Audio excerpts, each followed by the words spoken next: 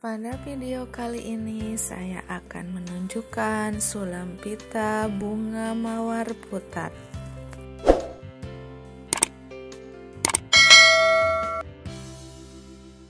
Bunga yang pertama saya menggunakan pita berukuran 2,5 cm.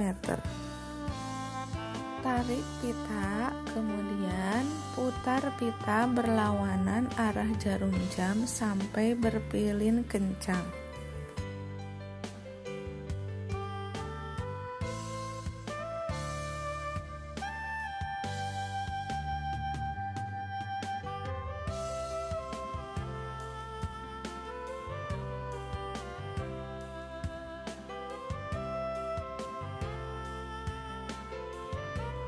Setelah itu, masukkan jarum ke dekat titik awal pita.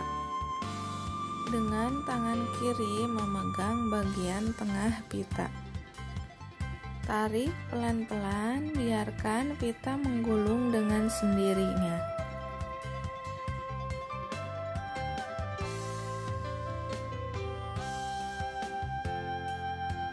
Kuatkan bunga dengan jahitan dengan warna benang senada.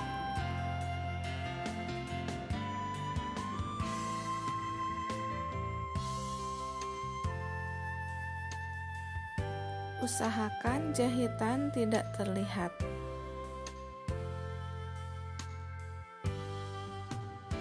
Selanjutnya, saya mencoba menggunakan pita berukuran 2 cm, 1,5 cm, dan 0,6 cm.